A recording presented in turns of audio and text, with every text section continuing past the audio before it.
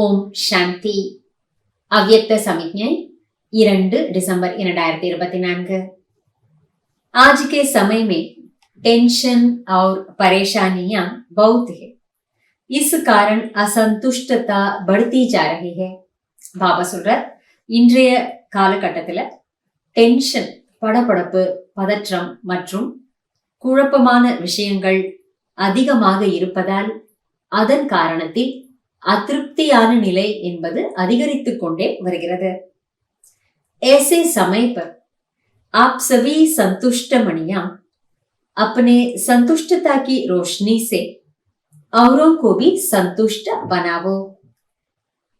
இத்தகைய நேரத்தில் குழந்தைகளான நீங்கள் எல்லோரும் திருப்தி மணிகளாக இருந்து கொண்டு தங்களுடைய திருப்தி என்ற பிரகாசத்தின் மூலம் மற்றவர்களையும் திருப்திகரமாக ஆக்குங்கள்।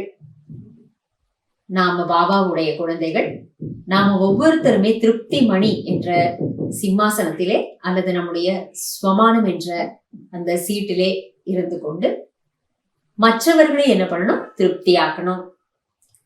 पहले स्व से स्वयं संतुष्ट रहो, फिर सेवा में संतुष्ट रहो। முதலில் தான் தன் மீது திருப்தியாக இருந்து கொள்ளுங்கள், பிறகு சேவையிலையும் திருப்தியாக இருங்கள்। ஏனென்றால் நாம நம்ம மேல திருப்தியாக இல்லை அப்படின்னா, எவ்வளவுதான் மற்றவர்கள் நம்ம மேல திருப்தியா இருந்தாலும் கூட முதன்மையான விஷயம் நாம நம்ம மேல திருப்தியாக இருக்க வேண்டியது। அது இல்லாத பட்சத்துல மகிழ்ச்சியாகவும் இருக்க முடியாது, மற்றவர்களையும் நாம திருப்தி செய்ய முடியாது। फिर संबंध में संतुष्ट रहो, तभी संतुष्ट मणि कहलाएंगे। அதனால் முதலில் தான் தன் மீது திருப்தியாக இருப்பது, பிறகு தான் செய்கின்ற சேவையிலே நாம் திருப்திகரமாக அதை செய்வது, பிறகு மற்றவர்களுடனான சம்பந்தத்தில் வரும்பொழுது திருப்தியாக இருப்பது, இது எல்லாவற்றையும் சேர்த்துத்தான் சந்துஷ்ட மணி, திருப்தி மணி என்று நாம அழைக்கப்படுறோம்।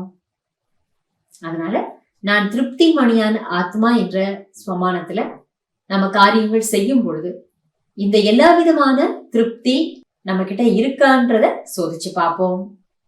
அனைத்து வகையிலையும் நான் திருப்தி மணியான ஆத்மா। நன்றி பாபா। ஓம் சாந்தி।